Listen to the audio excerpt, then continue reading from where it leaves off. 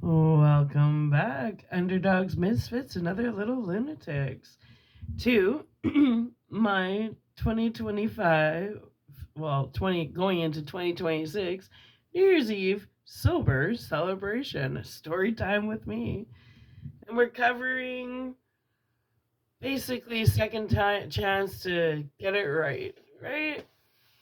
And in my last video, I had a lot of fun with my scarf. That was fun. I'm gonna take a break from that for this video, so you're stuck with my face. Sorry about your luck. You win some, you lose some. Anyway, I hope everybody's having a great New Year's. Be safe, take a cab. Yeah, because, 2026 is gonna, the best is yet to come. All right. Writing My World by Shirley. Hey, Shirley. I know the precise moment my world shifted on its axis. In fact, it was the very same moment I'm in right now. Odd Lang Syne. What the fuck does that mean? Anyway,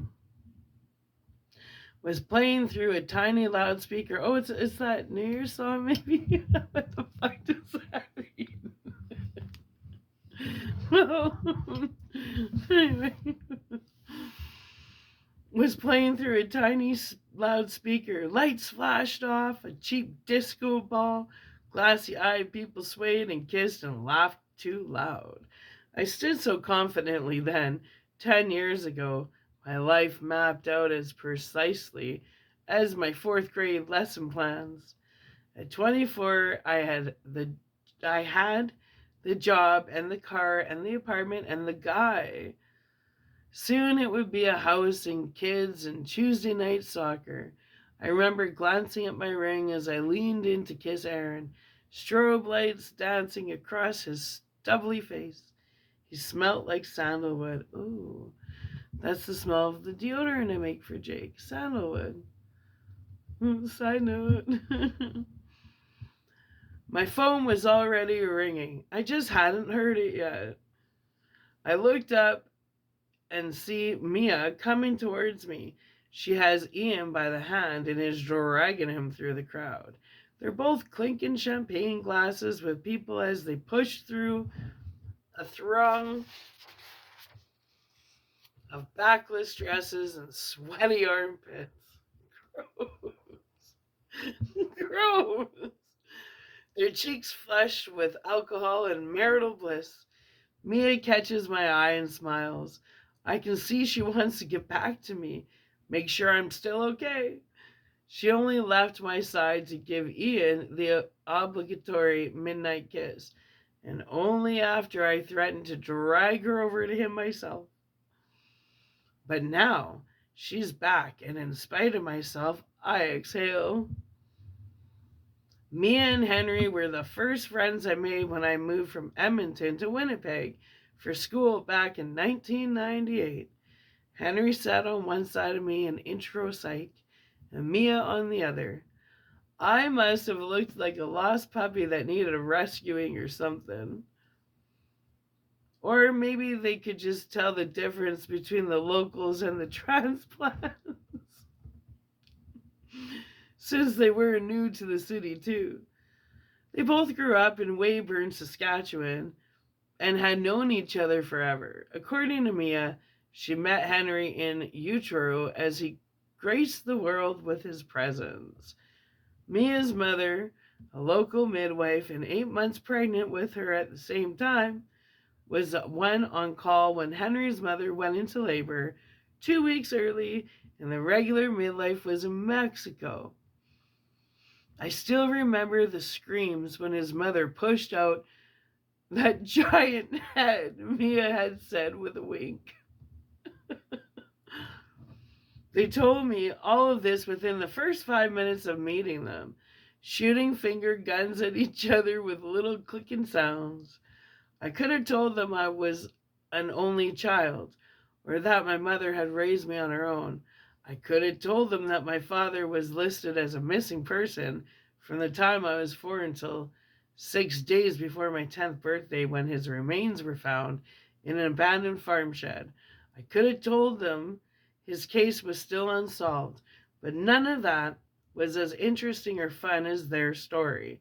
So I just smiled and nodded awkwardly at the blank notebook in front of me.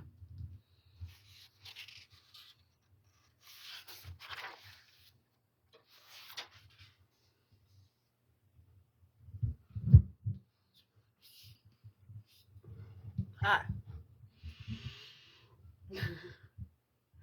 The next day, they sat in the exact same spots and told me a new story about Wayburn. It took me a couple of weeks to realize that Mia and Henry weren't a couple. I started to piece it together when they'd bring up past boyfriends and girlfriends as casually as if they were talking about a plate of fries. I expected some uncertainty, the underlying tension couples have in these circumstances, even the most secure couples, but it wasn't there. Finally, one day I just asked them directly. Mia had stared at me like horns had suddenly sprouted from my head, and then they both burst out laughing. They must have laughed for at least 5 minutes. That wheezing, no noise, bent over kind of laughter. Coke definitely came out of Henry's nose. Oh, booger sugar. Turned out it was more of a brother sister kind of relationship. Oh, not but there were kids, so it was Coca Cola. Booger sugar. Oh my god. For a while, it was just the three of us, which was a lot easier for me when I realized I wasn't third wheeling. Soon, Logan and Annalise, who were a couple, became affixed to our little triangle, and we shifted into a pentagon. We all hung out a lot that first year and the second. We left books and gym bags and coffee cups in each other's dorm rooms. We sat at the same table in the cafeteria so often we named it Fred. We proofread each other's essays and condemned politicians and quoted philosophers. We were cocky and brass and thought the world owed us something. We laughed over everything and cried over nothing. Sometime during the third year, Mia met Ian, and things shifted again. We all still saw each other, spilling into each other's lives like waves lapping on the shore. Most days were still peppered with conversations and check-ins and favors, and we still debated politics around Fred. But sometimes the space got so crowded that someone had to move to a nearby table. At first, that was me. Then it was me and Henry. Henry.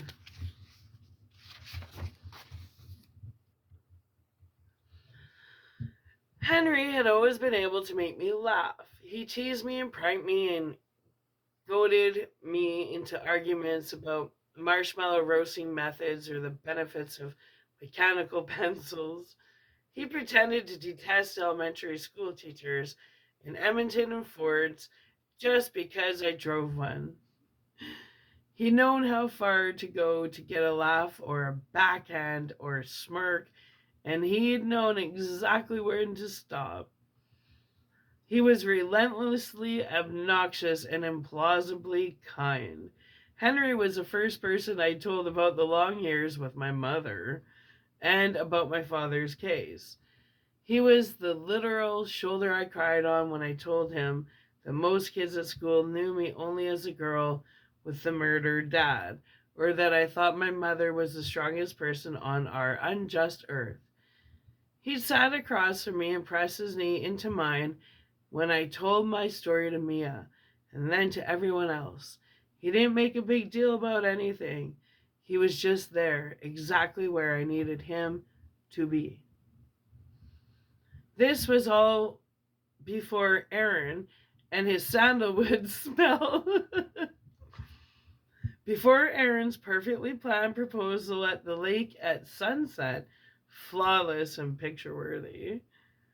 Before Mia married Ian, or Logan and Annalise eloped to Lake Louise, before Henry became a travel blogger and globe trotted around the world for 8 years, and before 12:01 a.m. on New Year's Day of 2005, the day I lost my mother and my carefully constructed future in one fell swoop. It would take a few days to realize it, but that was the moment my fate had been sealed. Claire! Mia leans in now and hugs me tight. Happy 2015! I hug her back and give her the same smile I used to greet my class of 10-year-olds every morning. I want her to think I'm having fun, but she sees right through me. We both know I'm no actress. Mia wraps her arms around my waist. I know. You don't want to be here. But isn't this a little better than eating half a box of apple fritters and going to bed at 10 o'clock? Way better, I say, slipping in just enough sarcasm for only Mia to notice. Then gulp the champagne Ian has thrust into my hand. I should have known that little admission last year would come back to bite me in the ass. Mia has the memory of an elephant, and she's not above using embarrassing details to get me to do whatever she thinks is best. She's been trying to get me to one of these parties for almost a decade. She says it'll break the association and help me move on. I glance at the disco ball and then hear the faint, phantom ring of my old flip phone. She's definitely wrong. I looked over Mia's shoulder and see Annalise and Logan coming in from a group hug. After they eloped, they moved to Vancouver for a few years, ready to hike and ski and party on Granville Street. But when Annalise got pregnant with the twins 3 years ago, they packed up their thimble-sized Vancouver apartment and came home.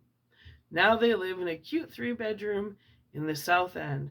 They have a dog and a fenced backyard and a play structure and a deck and a boy and a girl. Sometimes I imagine them as blue and pink pegs in a little car in the game of life. Roll, move, twins, yippee! I always smoke a little weed on my balcony after coming back from their place. Parents can't do this, I tell myself when I inhale. I'm free as a bird. Claire, we're so glad you came out this year, Logan says. Me too. I mumble into the mouth of my champagne glass.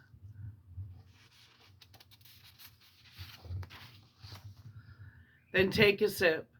I look over at Annalise and notice a small stain on her off-white wrap. It looks like spaghetti sauce, or maybe chocolate.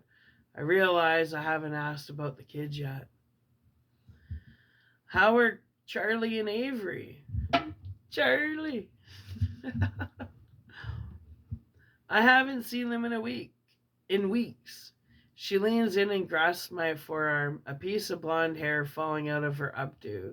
She laughs, a tinkling sound that seems to have emerged with parenthood, and I wince. She was a hard ass before, none of this cute girl crap. Oh, so busy. It's just go, go, go. Every minute of every day. You know how it is.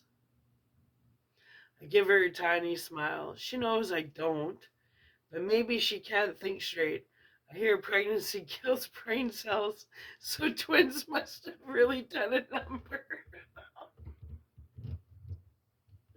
That was a good one. My mom had twins.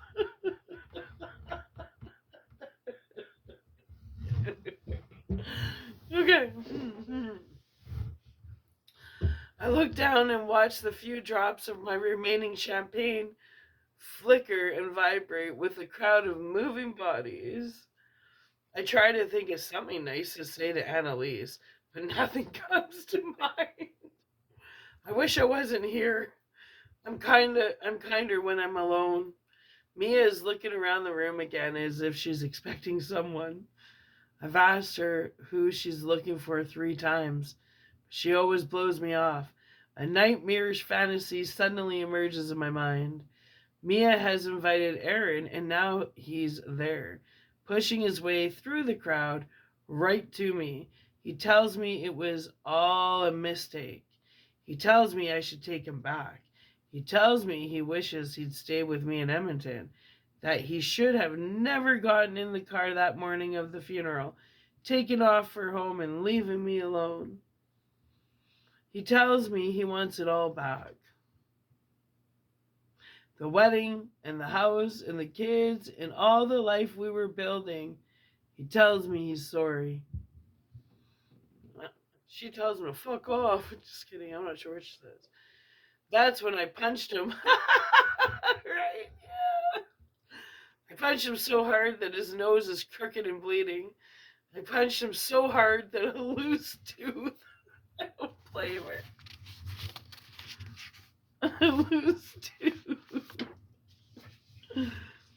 bulges against his swollen lip. Built up aggression.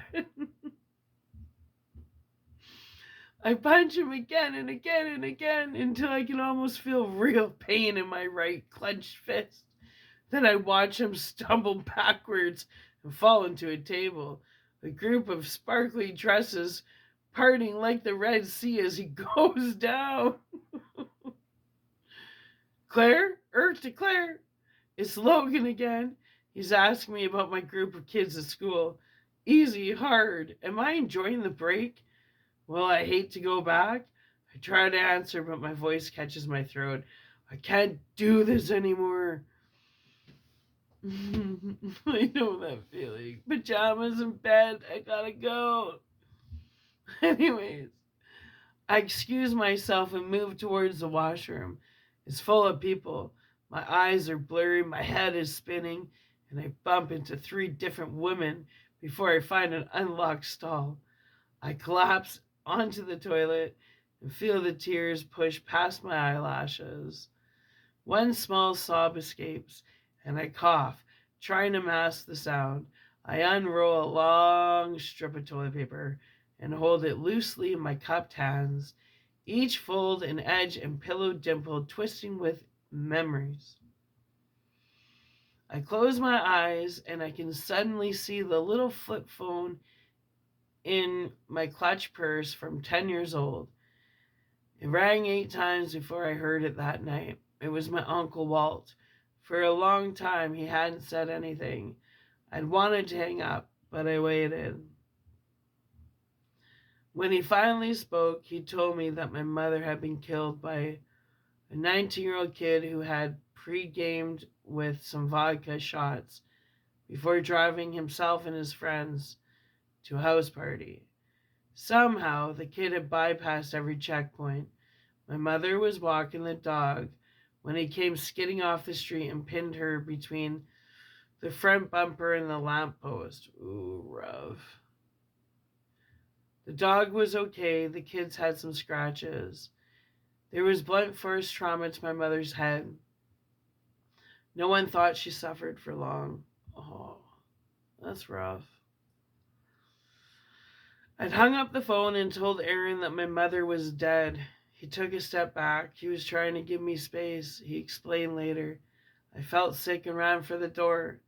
After a few minutes, Aaron followed and found me throwing up in the bushes. I wiped my mouth and told him we had to go to Edmonton. He stood there so far away, but he told me he'd drive me there. It would be faster than finding a flight over the holidays. So we had taken a cab to our apartment and packed. Then Aaron had slept for 6 hours while I sat at the kitchen table, jabbing the tip of a paring knife into the soft wood, over and over until it looked like a patch of pockmarked skin. Sometimes I still run my fingers over that spot of pitted wood when remembering hurts less than forgetting.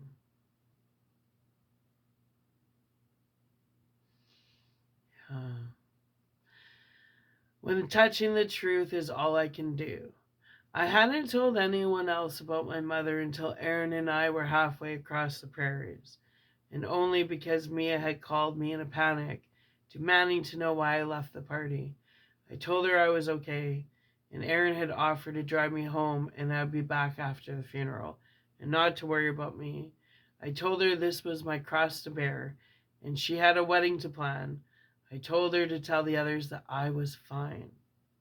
Aaron hadn't spoken much on the drive or when we got to my Uncle Walt's house, but the next day he'd found me in the kitchen and told me he hadn't thought everything through and wasn't sure what he was going to do about work. I asked him to call and explain and that I really needed him. He stood across from me, a deep frown seizing his brow. But then he sat down at Uncle Walt's desktop and emailed his boss. The funeral was planned quickly. My mother had a lot of friends, but as far as family was concerned, it was only me and Uncle Walt. The decisions were made swiftly, and even at 55, my mother had already purchased a plan through the funeral home. I told Aaron that we'd be able to go home soon and that I would come back on my own during spring break to deal with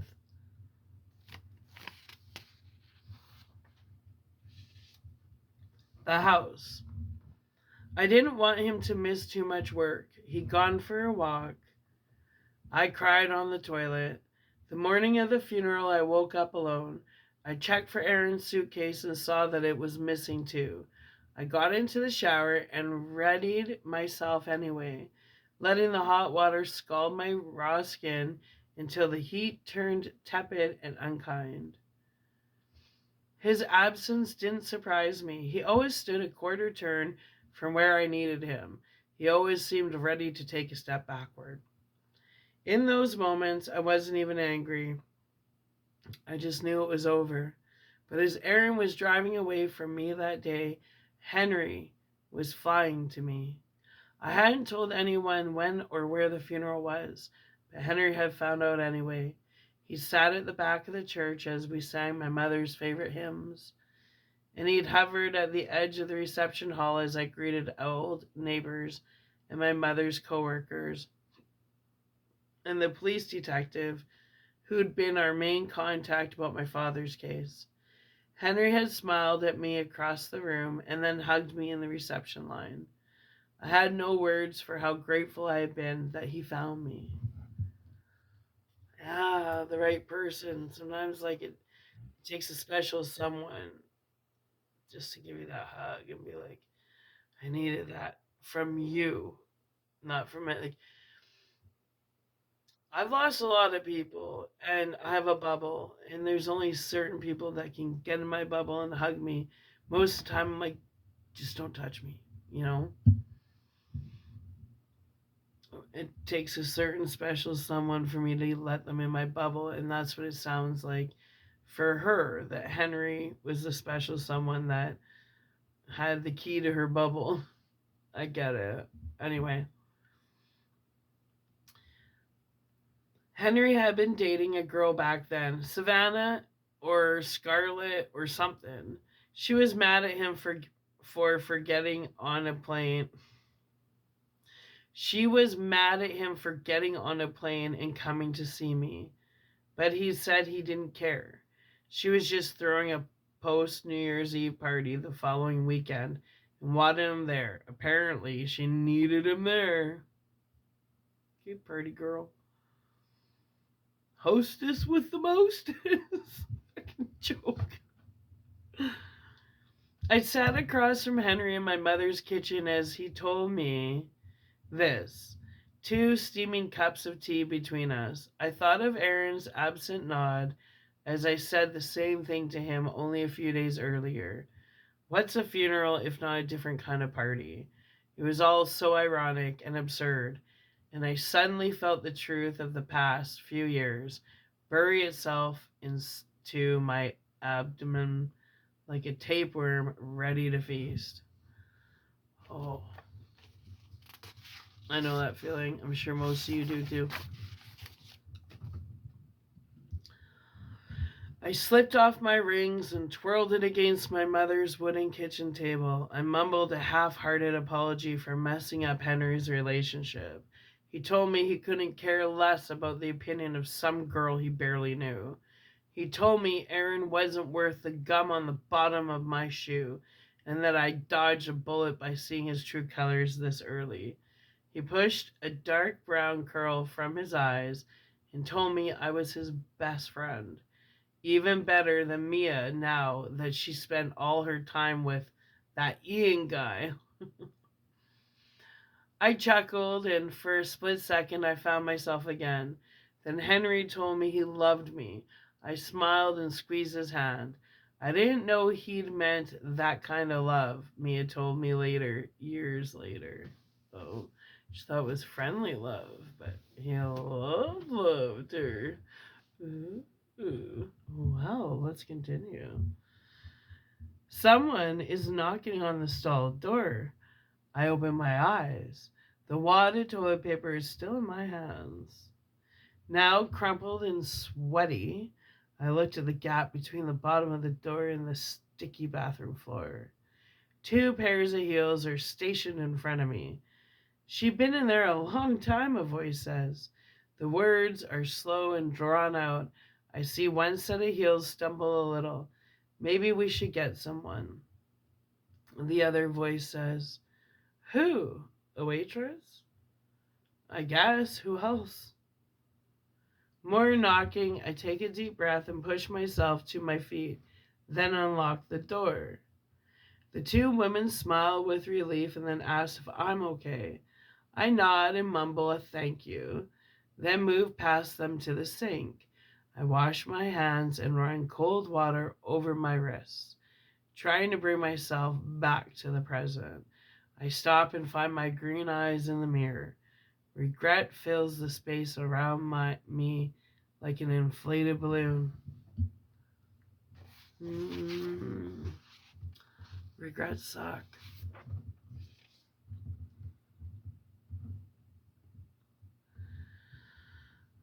For months after my mother's death, I'd been hibernated.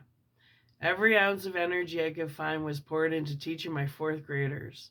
Henry had come by almost every evening, sometimes with Mia, sometimes with a group, and often alone. He'd taken me out to dinner and a movie that night. Aaron came by to collect the rest of his things. He brought me apple fritters and dark roast coffee and movies on DVD. He sat next to me when I cried, and then he pranced around the living room in the frilly aprons I found at my mom's house, making me belly laugh. He listened when I told him how hatred filled my chest at night. For the kid who killed my mother, for the friends that didn't stop him, and for my mother for walking the dog so late at night on New Year's Eve. I told him that I didn't even miss Aaron, but I did miss the life we had planned together. She didn't know about the universal law of detachment, I guess, eh? No. That's an important law, no, isn't it? Sure is. Okay, let's go.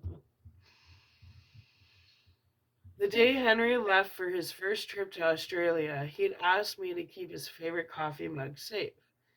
When I'd seen him again, he asked me if I'd ever applied for a passport. And the next time he was planning a trip, he wanted me to take a leave of absence and go along. I'd said no. When he asked why, I didn't have an answer. He looked at me then, warmth and compassion and kindness filling his dark brown eyes. He told me I should find someone to love me exactly as I should be loved. He told me he couldn't wait to meet my future husband and the beautiful and brilliant children I was bound to create with whomever I chose.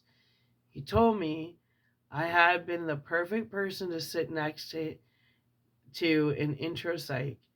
Then he'd kissed me on the cheek and walked out of my apartment. That man would move mountains for you if you let him, Mia had said the next day. That was 6 years ago.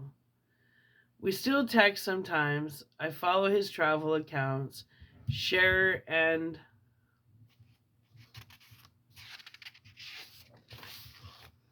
like his post. He sends me reels that make me laugh. Sometimes I respond, sometimes I just remember. I still have his coffee mug.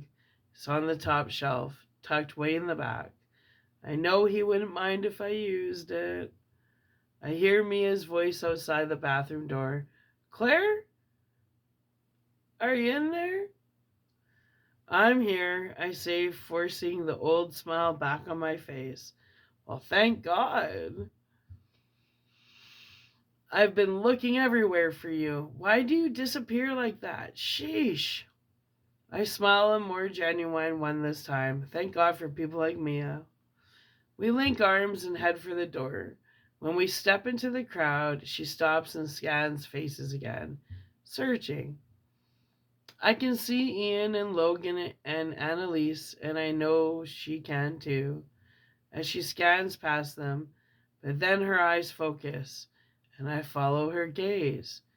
Henry, she whispers. Finally, I almost didn't recognize him. His hair is longer now. Ooh, I like my long hairs.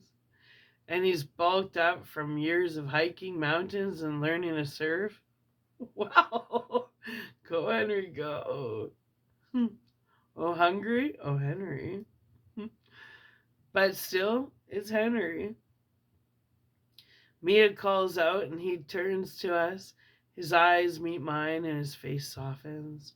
Mia hugs him and slaps him on the back and then tells him she'll get him a drink. He nods, but he doesn't stop looking at me. Ooh. Mia squeezes my hand as she leaves. She's always known. They've all known. It just took me a little longer.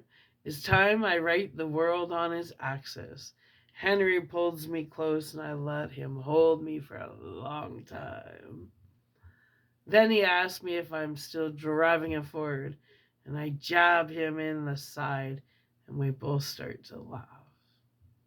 That is exactly how I should be loved. That was a great story. That is the typical friendship turned into love, but that's a thing. They knew each other. And that's gold and that lasts. When you like before you even get physical, you get to know each other. You know each other, find out the quirks, like, can I handle this, right? And I tell Jake that because I said, Jake, you only get one chance of the honeymoon phase. One chance. Don't rush it. The flirting, everything before the physical. And then comes all the firsts. But why would you rush it all one night that you meet somebody? Sleep with somebody right away, and guess what?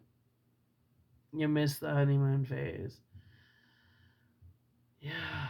Well, I like that story. Nice.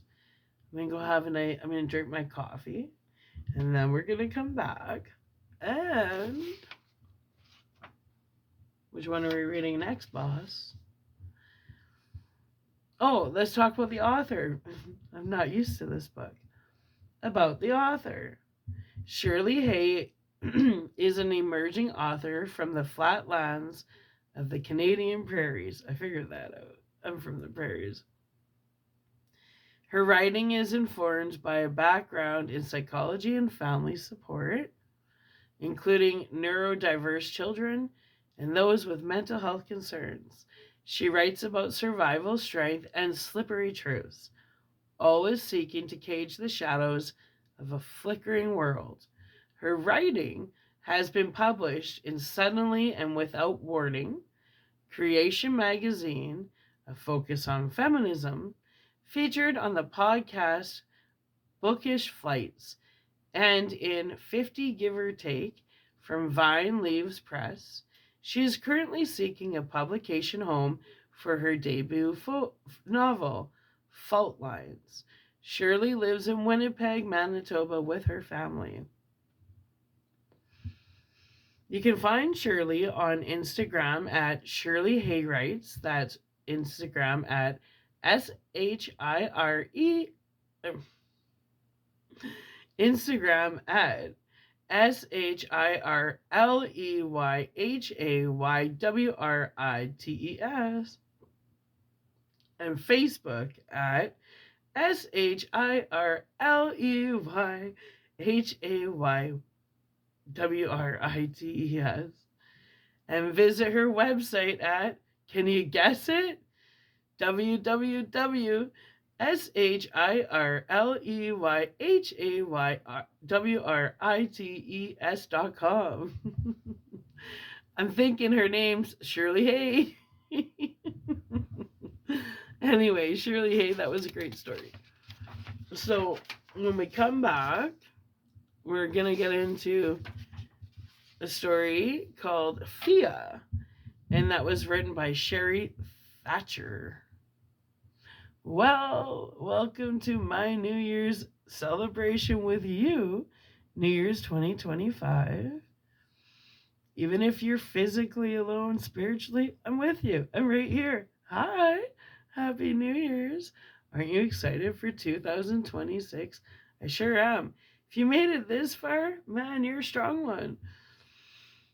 2026, the best is yet to come. Why? Because I can see where it's going, and it's super exciting, and I'm pumped.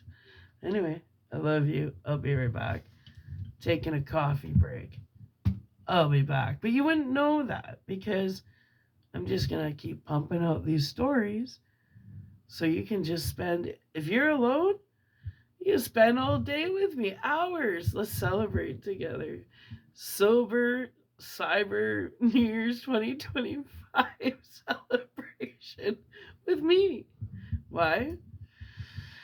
Because you're an underdog misfit and a lunatic, apparently, if you're on my channel. Just kidding. Love you. I'll be back. Bye.